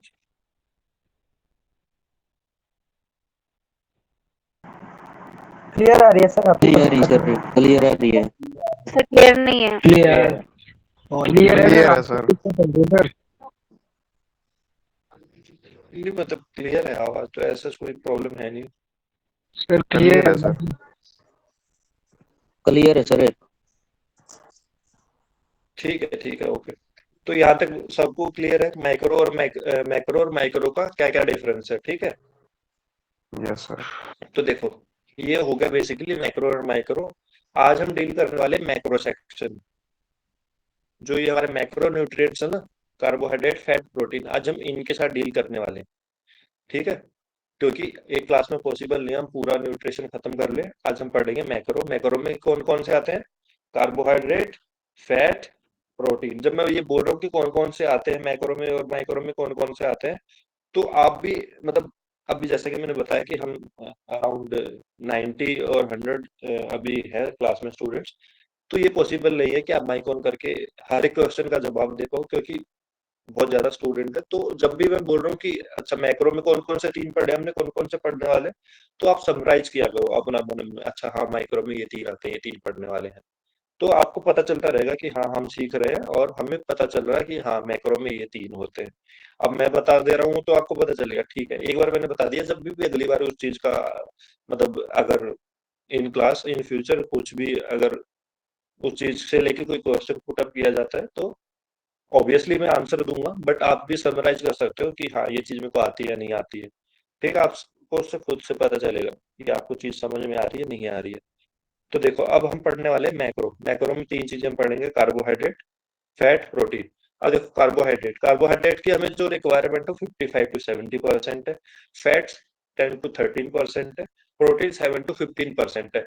अब ये जो अलग अलग मतलब डिवाइड किया गया है कि कौन से कितना रिक्वायरमेंट है हमें, वो जो आंसर देंगे वो आप देंगे जब हम ये तीनों खत्म कर चुके होंगे उसके बाद, ठीक है। क्योंकि उसके बाद आपको इतनी अंडरस्टैंडिंग हो जाएगी कि हमें अच्छा कार्बोहाइड्रेट हमें ज्यादा चाहिए तो क्यों चाहिए, और फैट हमें 10 to 13% चाहिए तो क्यों चाहिए, और प्रोटीन 7 to 15% चाहिए तो क्यों चाहिए। ये चीजें आपको अपने आप समझ आ जाएंगी जब हम ये तीनों चीज खत्म कर चुके होंगे, इन डिटेल पढ़ चुके होंगे। तो इसका आंसर आप लोग देंगे, ठीक है। बाकी मैं क्लियरिफाई जरूर करूंगा कि ऐसा क्यों है। तो देखो, सबसे पहले हम पढ़ने वाले हैं कार्बोहाइड्रेट। अब कार्बोहाइड्रेट क्या है? देखो, यहाँ पे ना 3 चीजें हैं जो आपको ध्यान रखनी है। कार्बोहाइड्रेट, फैट और प्रोटीन, ये 3 ही है मैक्रोन्यूट्रिएंट्स। तो सबसे पहले इन तीनों का स्ट्रक्चर, कि कार्बोहाइड्रेट और फैट इनका क्या क्या स्ट्रक्चर है। स्ट्रक्चर मतलब ये किन किन एलिमेंट से मिलके बने हैं। और प्रोटीन में एक एक्स्ट्रा होता है नाइट्रोजन। बाकी जो कार्बोहाइड्रेट और फैट है वो दोनों सेम एलिमेंट से मिलके बने हैं। वो कौन कौन से एलिमेंट्स हैं? देखो, कार्बोहाइड्रेट कार्बोहाइड्रेट क्या है? कार्बोहाइड्रेट में हमारा क्या क्या आएगा? स्टार्च, शुगर, सेल्यूलोज, ये सारी चीजें हमारी कार्बोहाइड्रेट में आएंगी। और कार्बोहाइड्रेट किन किन एलिमेंट से मिलकर बना है? हाइड्रोजन, ऑक्सीजन, ठीक है। और ये किस रेशियो में थे? 2:1। देखो, अब जो कार्बोहाइड्रेट का क्या फंक्शन है? कार्बोहाइड्रेट का जो प्राइमरली फंक्शन है हमारी बॉडी में होगा टू प्रोवाइड एनर्जी। एनर्जी भी कैसे? इंस्टेंट एनर्जी प्रोवाइड करना। कार्बोहाइड्रेट हमें इंस्टेंट एनर्जी प्रोवाइड करता है, ठीक है। एक तो एनर्जी प्रोवाइड करता है और इंस्टेंट एनर्जी प्रोवाइड करता है। फैट भी हमें एनर्जी प्रोवाइड करता है और कार्बोहाइड्रेट से ज्यादा एनर्जी प्रोवाइड करता है, लेकिन फैट की एक लिमिटेशन है कि वो इंस्टेंट एनर्जी प्रोवाइड नहीं कर सकता। मान लो मेरा इंटेंसिटी बहुत हाई है, मैं 100 मीटर स्प्रिंट लगाना है। अब 100 मीटर स्प्रिंट लगाना है तो मेरे को इंस्टेंट एनर्जी चाहिए। ऐसा तो है नहीं कि मैं धीरे धीरे दौड़ रहा हूँ और मेरे पास इनफ टाइम है कि मेरे को धीरे धीरे ऑक्सीजन मिलती रही तब भी मेरा चलेगा, नहीं चलेगा। क्योंकि मेरे को 100 मीटर का स्प्रिंट लगाना है, ठीक है। और अब 100 मीटर स्प्रिंट लगाना है तो मेरे को इंस्टेंट एनर्जी चाहिए। तो इंस्टेंट एनर्जी कौन देता है? ये देता है कार्बोहाइड्रेट। कार्बोहाइड्रेट का क्या फीचर है? हाँ, इसका क्या फीचर है कि ये इंस्टेंट एनर्जी प्रोवाइड करता है कार्बोहाइड्रेट का सबसे पहले तो, ठीक है। अब जो दूसरी इंपॉर्टेंट चीज है, ये इंपॉर्टेंट चीज क्या है, ये है फॉर्मूला ऑफ कार्बोहाइड्रेट। कार्बोहाइड्रेट का फॉर्मूला क्या है, C6H12O6, और ये इन्हीं तीन चीजों से मिलके बना है। कौन कौन से तीन चीजें, कार्बन, हाइड्रोजन एंड ऑक्सीजन। जो कार्बन है उसके 6 एटम्स होते हैं, हाइड्रोजन के 12 एंड ऑक्सीजन के 6, C6H12O6। ये जनरल फॉर्मूला है कार्बोहाइड्रेट का, ठीक है, ये आपको ध्यान रखना है। और ये तीन चीजों से मिलकर बना है। मैंने बताया था ना कि तीन चीजें होती है, फैट और कार्बोहाइड्रेट, ये दोनों कार्बन, हाइड्रोजन और ऑक्सीजन से मिलके बने हैं। जो प्रोटीन है, प्रोटीन में ये तीन तो होते ही हैं, जो फोर्थ है, फोर्थ होता है नाइट्रोजन, ठीक है। तो 4 कंपाउंड होंगे हमारे प्रोटीन में, और फैट और कार्बोहाइड्रेट में 3 कंपाउंड होंगे, और कौन से होंगे, हाइड्रोजन, कार्बन एंड ऑक्सीजन, ठीक है। अब देखो मैंने क्या बताया था, मैंने जब आप लोगों को बताया था कि डाइजेशन क्या होता है, डाइजेशन क्या होता है, digestion is the breakdown of complex form into the simpler form. जैसे कि कार्बोहाइड्रेट, कार्बोहाइड्रेट का एक कॉम्प्लेक्स फॉर्म है, लेकिन इसका सिंपलर फॉर्म में टूटना ही तो डाइजेशन है। जब ये सिंपलर फॉर्म में टूटेगा तभी ये बॉडी उसको यूज कर पाएगी, और तभी उससे हमें एनर्जी मिल पाएगी। तो कार्बोहाइड्रेट का सिंपलर फॉर्म क्या होगा, कार्बोहाइड्रेट का सिंपलर फॉर्म होगा ग्लूकोज। कार्बोहाइड्रेट टूटता किसमें, ग्लूकोज में। कार्बोहाइड्रेट पहले ग्लूकोज में टूटेगा, और ग्लूकोज में टूटने के बाद हमें वो एनर्जी प्रोवाइड कर पाएगा। तो कार्बोहाइड्रेट का सिंपलेस्ट फॉर्म क्या हो गया, ग्लूकोज, ठीक है। तो ग्लूकोज में ब्रेक डाउन होगा और उसके बाद हमें एनर्जी प्रोवाइड कर पाएगा। और देख, जैसे कि मैंने बताया था कार्बोहाइड्रेट क्या है, इंस्टेंट एनर्जी प्रोवाइडर है। यहाँ लिखा glucose is the instant energy provider. Basically carbohydrate पहले ग्लूकोज में ही टूटेगा और उसके बाद हमें एनर्जी प्रोवाइड करेगा। तो कार्बोहाइड्रेट का टूटना ग्लूकोज में और फिर उसका टूटने के बाद एनर्जी प्रोवाइड करना, ये इंस्टेंट होता है, इसीलिए हम बोलते हैं कार्बोहाइड्रेट को इंस्टेंट एनर्जी प्रोवाइडर। फैट भी ऐसे ही सिंपल फॉर्म में टूटेगा, है ना। अगर फैट से हमें एनर्जी लेनी है तो भी क्या करना पड़ेगा, हमें फैट को भी ब्रेक डाउन होना पड़ेगा सिंपल फॉर्म में। ऐसा नहीं है कि फैट ले लिया हमें और ऐसे कैसे एनर्जी प्रोवाइड करेगा। फैट भी पहले उसके सिंपल फॉर्म में टूटेगा, जो उसका बेसिक स्ट्रक्चर, बेसिक यूनिट है उसका, उसमें टूटेगा और उसके बाद वो एनर्जी प्रोवाइड करेगा। जैसे कि हमारा कार्बोहाइड्रेट का ग्लूकोज है, ऐसे ही फैट का कुछ और होगा, ठीक है। तो लेकिन फैट के केस में क्या है, फैट के केस में ये हो जाएगा कि फैट जो है ना वो इजिली ब्रेक डाउन नहीं होता, उसको ब्रेक डाउन करने के लिए बॉडी को टाइम चाहिए, ठीक है। और टाइम चाहिए तो मतलब वो थोड़ा सा लेट एनर्जी प्रोवाइड करता है, इसलिए वो इंस्टेंट एनर्जी प्रोवाइड नहीं करता, वो लेट करता है लेकिन ज्यादा करता है। कार्बोहाइड्रेट से ज्यादा एनर्जी प्रोवाइड करेगा लेकिन लेट करेगा, कार्बोहाइड्रेट जल्दी एनर्जी प्रोवाइड करेगा, इसीलिए उसको हम इंस्टेंट एनर्जी प्रोवाइडर बोलते हैं, ठीक है। अब देखो कार्बोहाइड्रेट के सोर्सेज क्या है, ये हमें पता है, हनी, पोटैटो, बनाना, राइस, व्हीट, मटन, चिकन, और जो भी चपाती है, व्हीट, ये सब है, ये सब है कुछ सोर्सेज है ये कार्बोहाइड्रेट के, जिसमें हमें कार्बोहाइड्रेट मिलता है। अब तुम लोगों ने देखा होगा बहुत सारे जो प्लेयर्स होते हैं वो मैच या फिर कोई भी उनका इवेंट होता है उसके जस्ट थोड़ा सा पहले क्या करते हैं, मीठी चीजें खाते हैं। मीठी इन द सेंस या तो कैंडी, चॉकलेट्स वगैरह, या फिर बनाना। वो ऐसा क्यों खाते हैं, ऐसा क्यों करते हैं, ऐसा इसलिए करते हैं क्योंकि उसमें क्या होता है, उसमें कार्बोहाइड्रेट होता है, उसमें कार्बोहाइड्रेट होता है। और कार्बोहाइड्रेट क्या करेगा, कार्बोहाइड्रेट इंस्टेंट एनर्जी प्रोवाइड करेगा। तो इसीलिए वो खाते हैं ताकि वो जो इवेंट है उनको इंस्टेंट एनर्जी मिल पाए और वो बेटर परफॉर्म कर पाए। इसीलिए वो कुछ घंटे पहले, अगर आप लोगों ने नोटिस किया होगा या फिर आपके कोच ने भी बहुत बार आपको बोला होगा कि अगर आपको कोई भी इवेंट है या मैच है उसके 1-2 घंटे पहले आप कोई ये बनाना खा लो या फिर कोई चॉकलेट या कैंडी, इस तरीके से कुछ मीठी चीजें खा लो। वो इसलिए होता है। और बहुत बार आप लोगों ने देखा होगा कि मान लो बास्केटबॉल का मैच या कोई भी ऐसा मैच है, फुटबॉल हॉकी, जिसमें ड्यूरेशन थोड़ा ज्यादा होता है, तो उसमें जब भी टाइम आउट होता है या टाइम आउट हम लेते हैं या फिर इंटरवल होता है, तो हम क्या करते हैं उस टाइम, हम बहुत सारे लोगों ने देखो हम लोग ग्लूकोज पीते हैं, है ना। हम ग्लूकोज क्यों पीते, किसी ने कभी सोचा है। वो ग्लूकोज हम इसलिए पीते हैं कि अभी देखो हमने बताया ना कार्बोहाइड्रेट का सिंपलेस्ट फॉर्म क्या है, ग्लूकोज। अब मान लो अगर मैं कार्बोहाइड्रेट खाता हूँ, जैसे कि मैंने बताया 1-2 घंटे पहले खाएंगे तो ब्रेक डाउन होगा ग्लूकोज में, जो हम खाएंगे 1-2 घंटे पहले, बनाना या फिर कोई भी चीज, लेकिन वो टूटेगा ग्लूकोज में ही। तो अगर कुछ ऐसा हो कि मैं डायरेक्ट ही ग्लूकोज ले लूं, वो सिंपलेस्ट फॉर्म है कार्बोहाइड्रेट की, मैं डायरेक्ट ही इनटेक कर लूं, तो बॉडी को ब्रेक डाउन करना ही नहीं पड़ेगा और वो इंस्टेंट एनर्जी देगा, क्योंकि बॉडी का एक जो प्रोसेस है उसको ब्रेक डाउन करने को स्किप हो जाएगा। तो इसीलिए हम क्या करते हैं, जब भी हमारा जो टाइम आउट होता है उस ड्यूरेशन में हम क्या करते हैं, ग्लूकोज को इनटेक करते हैं, ग्लूकोज लेते हैं। इसीलिए लेते हैं ताकि हमें इंस्टेंट एनर्जी मिल पाए और हम अच्छा परफॉर्म कर पाए। ये रीजन होता है हमारा ग्लूकोज लेने का। इसके अलावा और भी स्पेसिफिकली रीजन होते हैं, उसमें अभी डिटेल में नहीं जाएंगे। अभी जो पढ़ रहे हैं उसको मतलब इन फोकस रख के हम चीजों को डील करेंगे, ठीक है। तो देखो ये सोर्सेज थे कार्बोहाइड्रेट के। इसके बाद देखो कार्बोहाइड्रेट भी आगे 3 चीजों में डिवाइड है। कौन कौन सी 3 चीजें? अब कार्बोहाइड्रेट भी 3 तरह का होता है, एक होता है मोनोसैकेराइड, एक होता है डाइसैकेराइड और एक होता है पॉलीसैकेराइड। सैकेराइड्स का मतलब क्या होता है? सैकेराइड्स का मतलब होता है शुगर। मोनो मतलब सिंगल, मोनो का मतलब होता है एक, डाई का मतलब होता है 2 और पोली का मतलब होता है, जो वर्ड पोली है उसका मतलब होता है मैनी। तो मोनो का मतलब क्या है? मोनोसैकेराइड्स, एक शुगर मतलब क्या है? ये सिंपलेस्ट फॉर्म है कार्बोहाइड्रेट का। जो मोनोसैकेराइड है ना, ये सिंपलेस्ट फॉर्म है। इसके बाद डाइसैकेराइड क्या है? इसमें 2 शुगर्स है। और उसके बाद क्या? पॉलीसैकेराइड, जो कि कॉम्प्लेक्स फॉर्म है कार्बोहाइड्रेट का, ठीक है। ये कार्बोहाइड्रेट की फर्दर क्लासिफिकेशन है, मोनोसैकेराइड, डाइसैकेराइड और पॉलीसैकेराइड। अब देखो जैसे कि मैंने आप लोगों को बताया था कि कार्बोहाइड्रेट का सिंपलेस्ट फॉर्म ग्लूकोज है। तो ग्लूकोज इन तीनों में से कौन सी कैटेगरी में आएगा? मोनोसैकेराइड में आएगा, डाइसैकेराइड में आएगा या पॉलीसैकेराइड में आएगा? इसमें से किस में आएगा?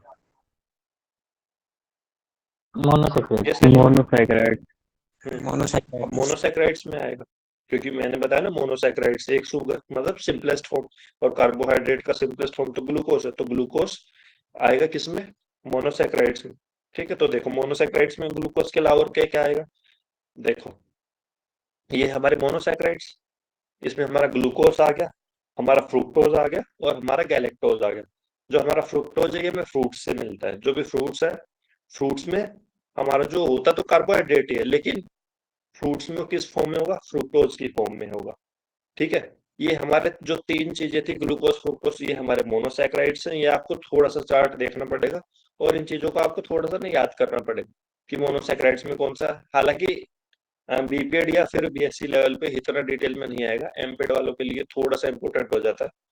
डाइसैकेराइड्स में, डाइसैकेराइड मतलब यहाँ पे क्या हो जाएगा? यहाँ पे 2 मोनोसैकेराइड्स मिलकर डाइसैकेराइड बनेंगे। डाइसैकेराइड मैंने तो क्या बताया कि 2 शुगर। तो monosaccharide 1 sugar, disaccharide 2 sugar. Yes, कोई कुछ पूछ रहा है? Sir I am just asking this कि ये क्लास डेमो मतलब आज से चैप्टर शुरू हो जाएंगे? Please can you repeat the question? मेरे को लास्ट पार्ट आपको समझ नहीं आया क्या बोल। मैं पूछ रही हूँ सर कि आज से सारे चैप्टर रिपीट मतलब आज ही शुरू हो जाएंगे? बिकॉज मैं मतलब मेरे को पता था कि डेमो चल रहा है तो मैं पेपर कॉपी कुछ नहीं। और ना मतलब ये आज के लिए डेमो क्लास ही है। तो ये हम जब हमारी जो रेगुलर क्लासेज होंगी तो दोबारा पढ़ेंगे obviously. Thank you so much.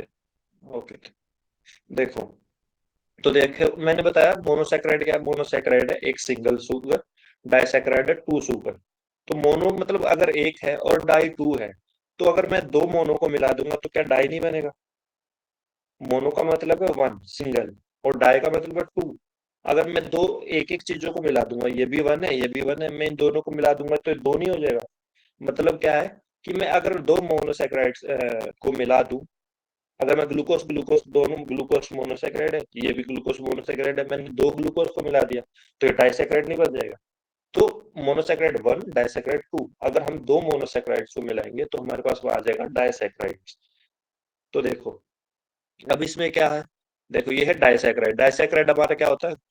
Sucrose, maltose, lactose. Lactose dairy product में होता है, माल्टोस हमारा स्टार्च में होता है। स्टार्च मतलब जितने भी हमारे जो हमें कार्बोहाइड्रेट मिलता है फ्रॉम प्लांट्स, वो स्टार्च की फॉर्म में होता है। और ये टेबल शुगर जो हम घर में यूज करते हैं ना, टेबल शुगर है ना सबके घर में, चीनी, ये वो है टेबल शुगर। वो उसमें जो कार्बोहाइड्रेट हो किस फॉर्म में होता है? सुक्रोज की फॉर्म में होता है। तो ये हमारे डाइसैकेराइड है 3, सुक्रोज, माल्टोस, लैक्टोस। अब मैंने बताया कि डाइसैकेराइड मतलब 2, तो ये 2 मोनोसैकेराइड से मिलके बने होंगे। तभी तो ये डाइसैकेराइड है 2 में। तो देखो जो सुक्रोज है, सुक्रोज किस चीज से मिलकर बना है? जब मैं 2 मोनोसैकेराइड्स को, कौन से 2 मोनोसैकेराइड्स को मिला दूंगा? Glucose plus fructose. इन दोनों मोनोसैकेराइड को अगर मैं मिला देता हूँ, ग्लूकोज और फ्रुक्टोज, तो हमारे पास बन जाएगा table sugar, that is sucrose. और ऐसे ही मैं ग्लूकोज प्लस ग्लूकोज को मिला दूंगा तो हमारे पास बन जाएगा माल्टोज, क्योंकि माल्टोज एक डाइसैकेराइड है। डाइसैकेराइड है मतलब 2 शुगर है इसमें, 2 शुगर है तो मतलब इसमें 2 एक मोनोसैकेराइड होगा, तभी ये 2 बना है। तो माल्टोज में कौन से 2 मोनोसैकेराइड होंगे? Glucose plus glucose. और ऐसे जो लैक्टोज है ये हमें डेयरी प्रोडक्ट्स में मिलता है, जो मिल्क है बेसिकली, मिल्क और बाकी जितने भी डेयरी प्रोडक्ट हो गए उसमें हमें मिलता है लैक्टोज। अब लैक्टोज में भी 2 मोनोसैकेराइड होंगे, वो कौन से होंगे? Glucose plus galactose. ठीक है, ये थोड़ा सा इन डिटेल है, ठीक है, लेकिन ये एमपेड वालों के लिए थोड़ा सा इंपॉर्टेंट हो जाता है। बाकी बीएससी बीपेड उनके लिए ये इंपॉर्टेंट नहीं है, उनको बस ये कैटेगराइजेशन याद रखना है कि कार्बोहाइड्रेट 3 क्लासिफिकेशन कार्बोहाइड्रेट की, मोनोसैकेराइड, डाइसैकेराइड, पॉलीसैकेराइड, बस। एमपेड वालों को थोड़ा सा ध्यान में रखना पड़ेगा कि मोनोसैकेराइड में कौन से 3 है, डाइसैकेराइड में कौन से 3 है, और वो 3 भी आगे कौन से 2 मोनोसैकेराइड से मिलके बने, ये ध्यान रखना पड़ेगा आपको। ये थोड़ा सा चार्ट आपको ये याद करना पड़ेगा, ठीक है।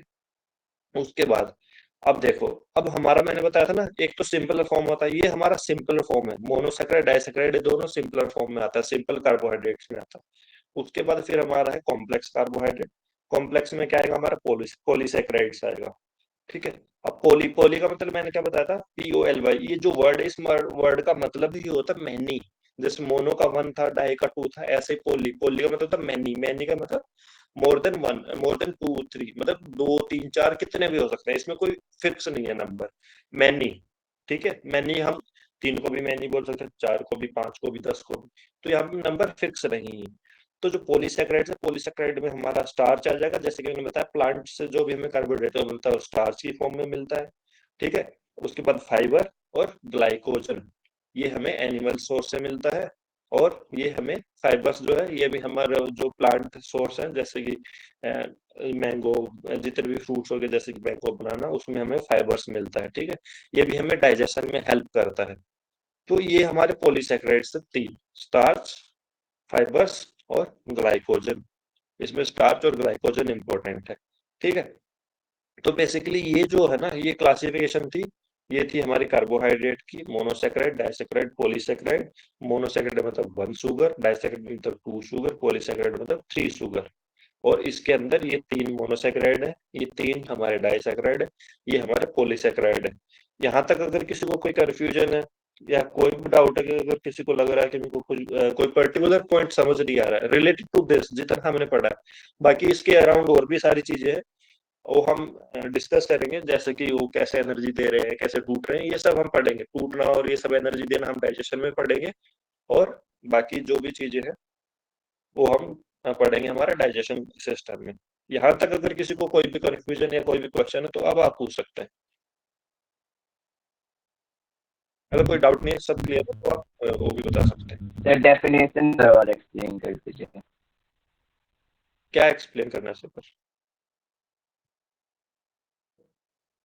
कौन सा पर्टिकुलर पार्ट? सर अभी जो आपने पढ़ा है ना, उसका डेफिनेशन एक बार और बस एक्सप्लेन कर दीजिए, मोनो, डाई और पॉली का। हाँ, देखो, सबसे पहले हमने क्या पढ़ा? सबसे पहले हमने पढ़ा कार्बोहाइड्रेट। अब हमने जान लिया कार्बोहाइड्रेट क्या है, किससे मिलता है, किस में टूटता है बेसिकली, और किसके सोर्सेज में हमें कार्बोहाइड्रेट मिलता है।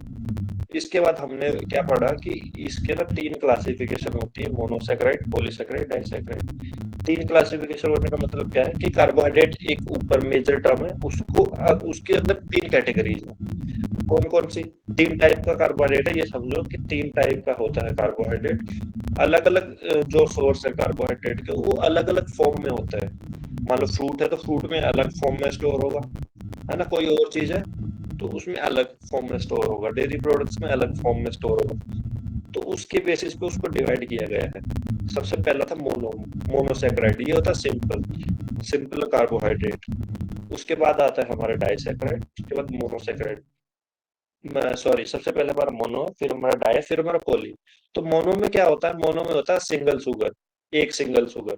तो हमारा हो गया मोनोसैकेराइड। ये हमारा सिंपलेस्ट फॉर्म होता है, इसमें हमारे 3 आते हैं, ठीक है।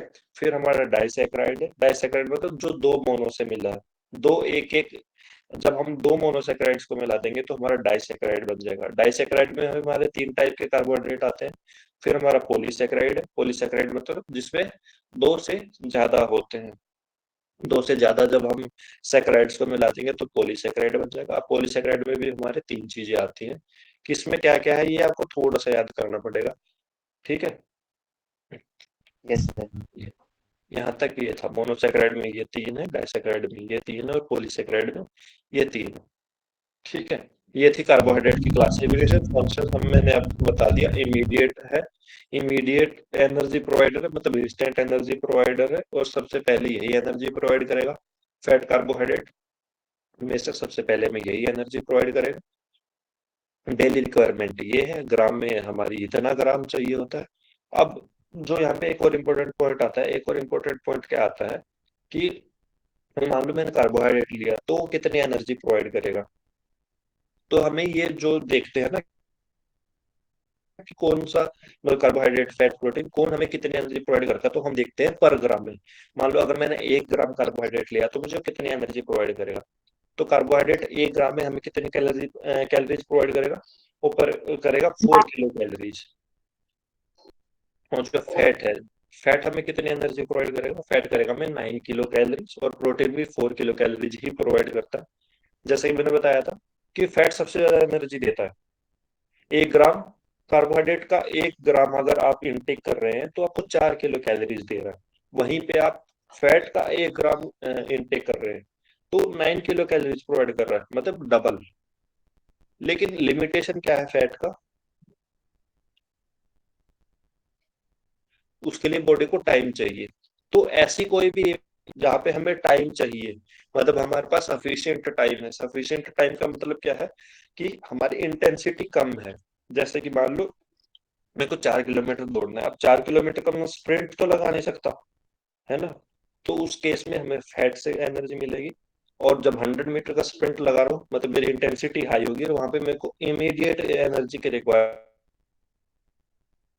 होगी, तो हम पे कार्बोहाइड्रेट एनर्जी प्रोवाइड करेगा, ठीक है। तो बेसिकली ये था हमारा कार्बोहाइड्रेट, ठीक है। अब यहाँ पे मैंने बताया कि 4 किलो कैलोरीज प्रोवाइड करता है कार्बोहाइड्रेट। और जो हमारा हार्ट है, हमारा जो हार्ट है ना, अब जैसे मैंने बताया कि कार्बोहाइड्रेट भी एनर्जी प्रोवाइड करता है, फैट भी करता है and in some cases protein भी करता है। लेकिन जो हमारा हार्ट है और जो हमारा ब्रेन है वो सिर्फ ग्लूकोज से एनर्जी मतलब लेता है। हमारे ब्रेन को भी एनर्जी चाहिए, हमारे हार्ट को भी काम करने के लिए एनर्जी चाहिए। तो ये सिर्फ ग्लूकोज ही करते हैं एनर्जी के लिए, ठीक है। और जो हमारा ब्रेन है वो सिर्फ कौन से एनर्जी से काम करता है, सिर्फ और सिर्फ ग्लूकोज से एनर्जी लेता है, वो फैट से लेता नहीं है, ठीक है। आगे फिर ये ऑक्सीडेशन फैट के ब्रेकडाउन में भी हेल्प करता है, ठीक है। और जो हमारा अब कार्बोहाइड्रेट है, मान लो अब कार्बोहाइड्रेट क्या है, अब मान लो मैंने खा लिया है। अब ऐसा तो है नहीं कि मेरे को जब एनर्जी की जरूरत होगी मैं तभी खाऊंगा। मान लो अभी मैंने खाया है तो बॉडी में स्टोर हो जाएगा, और जब भी मैं कोई भी फिजिकल वर्कआउट करूंगा, जब भी मेरे को एनर्जी की जरूरत होगी, तो जो बॉडी में स्टोर हो चुका है वो ब्रेक डाउन होगा और मुझे एनर्जी प्रोवाइड करेगा। तो मान लो अब मैंने खा लिया है कार्बोहाइड्रेट, तो सबसे पहले तो डाइजेस्ट होगा, डाइजेस्ट होगा तो ब्रेक डाउन होगा, और किस में ब्रेक डाउन होगा, ग्लूकोज में ब्रेक डाउन होगा। लेकिन अब अगर मेरे को बॉडी में, अब जैसे कि मैं बोल रहा हूँ मेरे को एनर्जी की रिक्वायरमेंट है, तो अब मेरे को हो सकता है फैट से एनर्जी मिल रही, हो सकता है ग्लूकोज से मिल रही। लेकिन मैं जैसे अभी क्लास खत्म होगी तो बेसिकली हम सब लोग रात को रेस्ट ही करते हैं, तो जब मैं रेस्ट कर रहा हूँ, रेस्टिंग कंडीशन में होऊंगा, तो उस टाइम भी मेरे को एनर्जी की ऐसे कोई रिक्वायरमेंट नहीं होगी। तो उस टाइम क्या होगा, जो भी बॉडी में जितना भी कार्बोहाइड्रेट हो स्टोर हो जाएगा, स्टोर मतलब जमा हो जाएगा, ताकि जब भी बाद में हम कोई भी वर्कआउट करें या जब भी एनर्जी की रिक्वायरमेंट हो तो उस टाइम वो हमें एनर्जी प्रोवाइड कर सके। तो जो स्टोर होता है ना कार्बोहाइड्रेट, वो किस फॉर्म में स्टोर होता है, वो ग्लाइकोजन की फॉर्म में स्टोर होता है। हाँ, ग्लाइकोजन की फॉर्म में स्टोर होता है। तो क्वेश्चन कभी कभी ऐसे भी आता है कि जो स्टोर्ड फॉर्म है, stored form of carbohydrate is known as, या फिर क्वेश्चन आता है कि what is the stored form of carbohydrate is called, या फिर जो कार्बोहाइड्रेट स्टोर होता है वो किस फॉर्म में होता है, वो ग्लाइकोजन की फॉर्म में होता है। और ग्लाइकोजन इन इटसेल्फ क्या है, एक पॉलीसैकेराइड है, कॉम्प्लेक्स कार्बोहाइड्रेट है, ठीक है। तो ये स्टोर किसके फॉर्म में होता है, 100 मीटर की स्प्रिंट करते हैं, क्या कह रहे हो सर जब हम 100 मीटर की स्प्रिंट करते हैं तो हाँ 100 मीटर की स्प्रिंट 100 मीटर, तो उसमें कौन सा एनर्जी प्रोवाइड करता है जो तुरंत हम एकदम स्पीड से भागते हैं?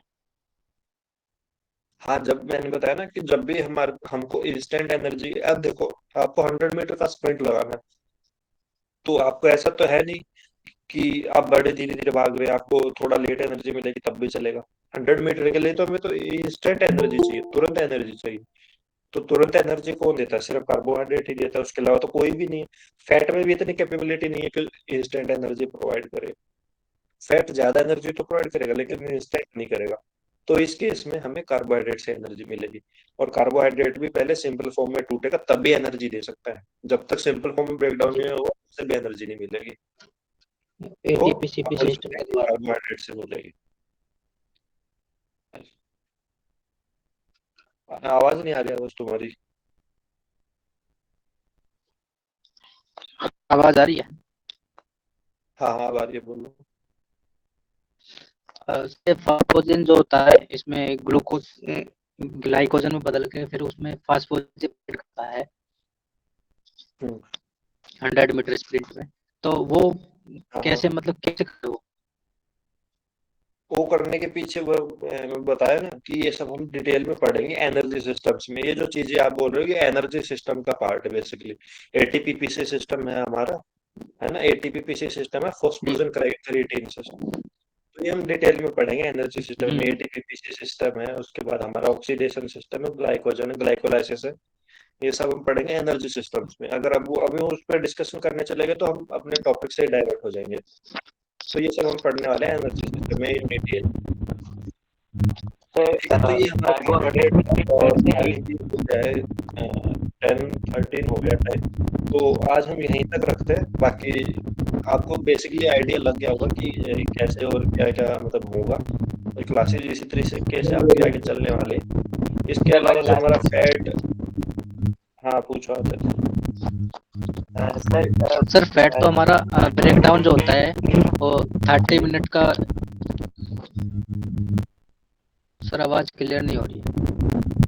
हाँ बोलो बोलो, आ रही है आवाज। सर जो हमारा फैट एनर्जी प्रोवाइड करता है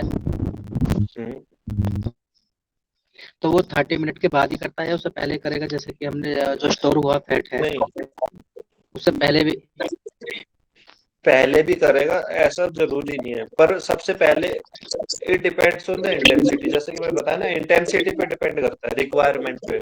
अगर बॉडी को इंस्टेंट रिक्वायरमेंट है, इंटेंसिटी हाई है, तो ऑब्वियसली कार्बोहाइड्रेट ही करेगा।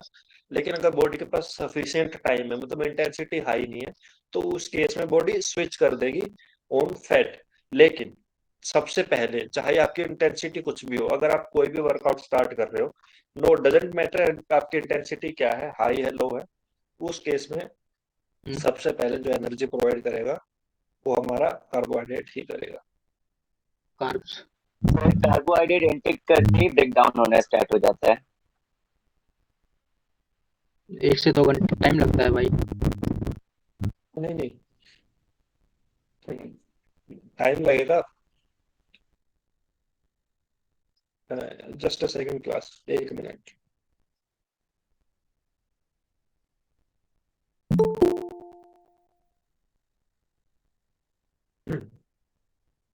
हाँ देखो, उसमें ना टाइम लगेगा, ऐसा नहीं आपने कार्बोहाइड्रेट लिया और तुरंत ब्रेकडाउन होने में टाइम लगता है। लेकिन आपकी बॉडी में हमेशा स्टोर रहता है, ग्लाइकोजन की फॉर्म में हमेशा स्टोर्ड रहता है। तो जरूरी नहीं जो अभी खाया है उसी से एनर्जी मिलेगी, ऑलरेडी स्टोर है, वो भी ब्रेकडाउन हो सकता है। It all depends. Excuse me sir. हाँ सर पूछो। सर ये स्लाइड है सर क्लास की, वो हमें प्रोवाइड होगी टेलीग्राम में नोट्स बनाने के लिए डेली क्लास को? हाँ आपको ये प्रोवाइड कर दी जाएगी। क्लास के तुरंत बाद आपको ये ग्रुप में शेयर कर दी जाएगी और आपको ये मिल जाएगी। Okay thank you. तो देखो फीस वगैरह क्या होगी? ये थी आज की हमारी कोई क्वेश्चन है क्या आता है? Sir no fees sir thank you वगैरह क्या होगा? नंबर जो व्हाट्सएप ग्रुप के लिए नंबर क्या होगा? हाँ हाँ, अभी एक बार ना आमिन सर को मैं मतलब हैंड ओवर कर दूंगा, और वो आपके जितने भी क्वेश्चंस है मतलब अगर क्लास से रिलेटेड है तो प्राइमरली पहले वही पूछो, उसके बाद अगर कोई आपको कोर्स रिलेटेड या इस तरह की कोई भी कंफ्यूजन वो भी क्लास के बाद रुक जाना, वो सब आमिन सर आपको बता देंगे कि क्या कुछ है। ठीक है, तो हमारे पास आमिन सर का ये भी बेनिफिट है कि बिसाइड कोर्स कंप्लीशन उसके बाद उसके अलावा भी आपको काफी सारी चीजें वहां से हेल्प प्रोवाइड हो जाएगी। सर बीपीएड आप ही पढ़ाएंगे? नहीं नहीं, मतलब ऐसा नहीं कि कंप्लीट सिलेबस मैं पूरा करूंगा, कुछ टॉपिक्स है जो मैं पढ़ाऊंगा, कुछ टॉपिक्स है जो आमिन सर पढ़ाएंगे, ऐसा रहेगा। सर आज सर बीपीएड से रिलेटेड कोई भी डेमो क्लास होगी लाइक रीजनिंग की या फिर किसी और चीज की? देखो अभी तो टाइम बहुत ज्यादा हो गया है, मतलब बहुत ज्यादा इन द सेंस कि अभी अगर हम आगे कैरी फॉरवर्ड करेंगे तो आज हमें वैसे तो बैकग्राउंड पूरा करने का मैं सोच रहा था, बट अगर फिर वही बात हो जाती और निपटाने वाला काम हो जाता, आपको भी अच्छे से समझ नहीं आती चीज, तो आज मैंने इसलिए यहीं तक रखा है। अगर आप लोग चाहेंगे मतलब अगर और भी स्टूडेंट्स होंगे तो एक क्लास हम वो भी कर लेंगे। सर कल से सिर्फ बीपीएड से रिलेटेड के रख लो, क्योंकि जो ये था ये सारा फिजिकल एजुकेशन से रिलेटेड था, ये बीपीएड में नहीं आएगा। That's हाँ all. ये बीपीएड में नहीं आएगा। हाँ वो हम इसलिए रख बस सकते हैं एक बार हम, हाँ इन मतलब आमिन सर को बोल दूंगा वो ग्रुप में एक बार पूछ ले, जो भी बीपीएड के स्टूडेंट है, अगर और भी स्टूडेंट्स होंगे जो ऐसा चाहते होंगे तो हम लोग रख सकते हैं बीपीएड के लिए भी एक क्लास रख सकते हैं। Thank you. हाँ तो मैं क्या कह रहा था, मैं कह रहा था कि बेसिकली ऐसे ही हमारा चलने वाला तो क्लासेस इसी तरीके से चलेंगी। और आज जो एक चीज लैक थी, जो लैकिंग था वो क्या था कि हमने ना इतना ज्यादा मतलब वन वे रही है क्लास, डिस्कशन नहीं हुआ है, लेकिन जब हमारे पास लिमिटेड स्टूडेंट्स होंगे जो हमारे रेगुलर क्लासेज होंगे उसमें हम बाकायदा एक एक चीज को डिस्कस करके पढ़ेंगे। ठीक है, उसमें आप भी अपना जो भी क्वेश्चन से पूछ सकते हैं और मैं भी आप लोगों से पूछूंगा, मतलब मैं भी I will try to know कि आपको कितना आता है कितना नहीं आता, फिर उसके अकॉर्डिंगली हमारी जो क्लासेज है वो आगे बढ़ेगी। बाकी आप लोगों को बेसिकली आइडिया तो लग गया होगा कि क्या कुछ क्लासेस कैसे रहने वाली है, और इसके अलावा बाकी किसी को कुछ पूछना है तो आप अभी पूछ सकते हो, फिर मैं आमिर सर को हैंड ओवर करता हूँ। बाकी जितने भी आपके जनरल क्वेश्चंस हैं जो आप पूछ सकते हो। बाकी इसके अलावा एक जो क्वेश्चन बहुत सारे स्टूडेंट्स का मैं देख पा रहा था, जब आमिर सर कुछ बता रहे थे तो आ रहा था चैट में बहुत सारे लोगों के मैसेज आ रहे थे कि सर फीस क्या है और क्या प्रोसीजर है, वो एक बार आमिर सर आपको बता देंगे कि क्या क्या प्रोसीजर है और फीस वगैरह का किस तरीके से ज्वाइन करना है भी आमिर सर बता देंगे। उसके अलावा आपको कुछ पूछना है तो अभी आमिर सर से पूछ लेना, और जो आपके थोड़े से पर्सनल क्वेश्चंस है, पर्सनल इन द सेंस कि आपको क्या करना चाहिए क्या नहीं, कहाँ से लेना है एडमिशन, क्या वैलिड है, कहाँ क्या एलिजिबिलिटी क्राइटेरिया है, वो सब आमिर सर बता देंगे। बट पहले इन क्लास से रिलेटेड क्वेश्चन से पूछना। अगर इस टॉपिक से लेके अभी यहाँ तक जितना मैंने पढ़ा है या इसके आसपास कोई भी आपका डाउट है इस टॉपिक के आसपास से और कोई क्वेश्चन है तो अभी आप पूछ सकते हो, बाकी फिर मैं आमिर सर को हैंड ओवर कर देता हूँ। कर दो सर हैंड ओवर। सर हाँ वसीम बोलो। सर एएमयू बीपीएड का एग्जाम 30-31 मई को होने वाला है, तो उतने टाइम तक सर क्या सिलेबस कंप्लीट हो पाएगा? हाँ सिलेबस बिल्कुल, मतलब हमने क्लासेस हमें पता है, मतलब अच्छे से पता है कि किसका कब पेपर है, और हमने इसीलिए उसी के अकॉर्डिंगली क्लास चालू करी है कि ऐसा भी ना हो कि हम बहुत जल्दी जल्दी चीजों को निपटा रहे हैं, बहुत जल्दी जल्दी खत्म कर रहे हैं, एग्जाम हो गया। तो हमें पता है कब किसका एग्जाम कब है और उसी हिसाब से फिर क्लासेस मतलब हमने मतलब डिजाइन करी है और उसके हिसाब से ही क्लासेस चलेंगी, आपको हर चीज अच्छे से समझ भी आ जाए और हम टाइम पे खत्म भी कर पाए और उसके बाद आपको रिवीजन का भी टाइम मिल जाए। इस हिसाब से ही आपकी क्लासेस चलेंगी और इसी हिसाब से पूरी होने वाली है। सर सिलेबस में जितने सारे पढ़ाए जाएंगे ना? हाँ वसीम, ये जो सिलेबस और ये सारी चीजें है ना, ये एक बार आप आमिर सर से डिस्कस कर लो। आई डोंट थिंक अभी किसी का कोई क्वेश्चन है रिलेटेड टू दिस टॉपिक। बाकी मैं आमिर सर को हैंड ओवर कर रहा हूँ। आमिर सर है आप क्लास में?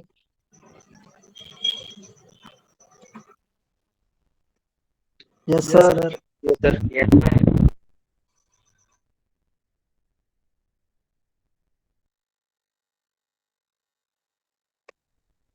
हम्म।